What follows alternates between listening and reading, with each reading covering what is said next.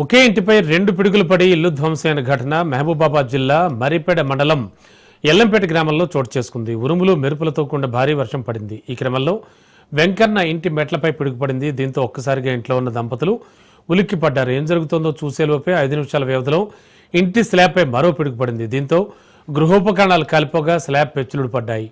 ఈ ఘటనలో యజమానురాలు వెంకటమ్మ సమస్యలు పడిపోగా ఆసుపత్రికి తరలించినట్లు కుటుంబ సభ్యులు తెలిపారు. పిడుగుపాటుకు వెంకన్నకు ఆస్తి నష్టం వాటిల్లింది. ప్రభుత్వం చొరవ తీసుకుని నష్టపరిహారం ఇప్పించాలని వెంకన్న కోరారు.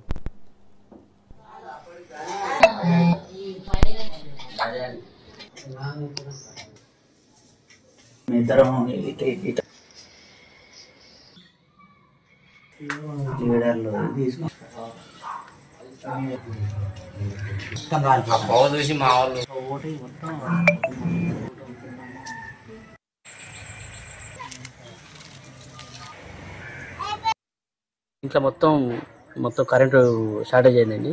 వైర్లు, టీవీ, ఫ్రిడ్జ్, వాళ్ళకున్న ల్యాప్టాప్లు, కూలర్, ఫ్రిడ్జ్ అని కలిపియండి. ఏం లేవు. ఇంట్లో మొత్తం పొగలు వెళ్ళేసి ఆ పొగలతో బయటపడి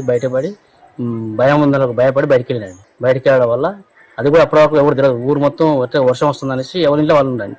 అదే ఈలోపు పక్క ఇంటి వాళ్ళు చేసేసరికి అవి ఎట్లా జరిగింది అట్లా జరిగిన దానికి అందరికీ బుక్క అనేసరికి మళ్ళీ హాస్పిటల్లో వేసి ఉంచుకున్నారు. ఇప్పటివరకు జరిగిన విషయం అండి. అది మమ్మల్ని దయచేసి గవర్నమెంట్ మమ్మల్ని ఆదుకోవాలని కోరుతున్నాం. నిన్న 5 గంటలకు వర్షం 5:30 ప్రాంతంలో పెద్ద వర్షం వచ్చేసింది. పెద్ద శబ్దాలతోనే మెరుపులు వచ్చేసి ఇద్దరం ఇంట్లోనే ఉన్నాం. అదే మా ఇంటి ముంగర కొబ్బరి చెట్టు ఉంది. దాని మీద పడేసి మెట్లు మీద పడింది. మళ్ళీ ఇంకో 2వ రూము 3వ రూమ్లో 3 రంధ్రాలు పడేసి ఆ పొగలు ఆ మంటలతోటి మేము అల్లనే ఉండి అడ్డం పడిపోయినాం. శ్వాస గెలుపుకొని అటు ఇటు బొర్రేసి ఇద్దరం తలిగి తలుపులు తీసుకొని బాత్రూంలోకి వెళ్ళిపోయి బాత్రూమ్ నుంచి దాచుకొని అలా బేయడం పెట్టుకున్నాం.